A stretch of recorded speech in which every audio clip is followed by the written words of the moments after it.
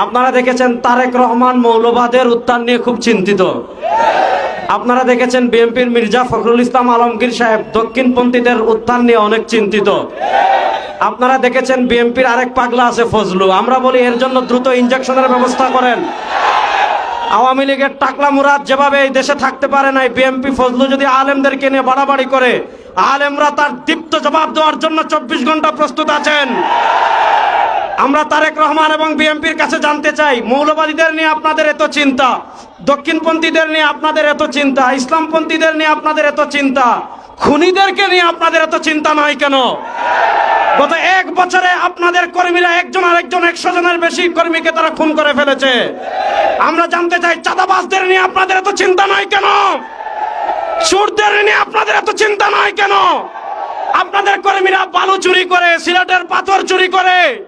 সুতরাং আপনারা মৌলবাদদের নিয়ে চিন্তা করতে হবে না, ইসলামী রাজনীতি নিয়ে চিন্তা করতে হবে না, চোর ডাকাত সন্ত্রাসদের নিয়ে চিন্তা করেন।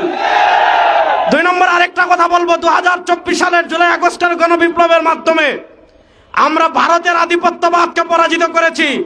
বাংলাদেশে যদি বাম রাজনীতির নামে কেউ ভারতের দালালি করে, সেই ভারতের দালালদের হাত ভেঙে দেওয়ার জন্য প্রস্তুত আছেন। আপনারা দেখেছেন আমাদের বাংলাদেশের বরেণ্য 2 জন শিক্ষাবিদ, ডক্টর সরওয়ার এবং ডক্টর আসিফ মাহতাব উৎস, তারা এই উম্মারতন্ত্র প্রহরী, বাংলাদেশের সভ্যতার অন্যতম পাহারাদার। তাদেরকে বাংলাদেশের একটা কুলাঙ্গার তাদেরকে হত্যা করার হুমকি দিয়েছে। যে হত্যা করার হুমকি দিয়েছে তার পক্ষ নিয়ে এদেশের বামরা বিবৃতি দিচ্ছে। আমরা স্পষ্ট ভাষায় বলি, ডক্টর সরওয়ার এবং ডক্টর আসিফ মাহতাব এদেশে একা নয়, তার সাথে বাংলাদেশের সকল মুসলমান আছে। তাদের 100% যদি বাংলাদেশে কেউ পাকা করতে চায়, কিয়ামত হয়ে যাবে, কিয়ামত হয়ে যাবে। আমরা যেই নিয়তে তাহাজ্জুদ পড়ি, ওই নিয়তে ইসলামী আন্দোলন করি। আমরা যেই নিয়তে রোজা রাখি, ওই নিয়তে আমরা ইসলামী আন্দোলন করি। যেই নিয়তে নামাজ পড়ি, ওই নিয়তে ইসলামী আন্দোলন করি। আমরা আদর্শের রাজনীতি করি। আদর্শের রাজনীতি কখনো 1-2টা আসনের জন্য বিক্রি হতে পারে না।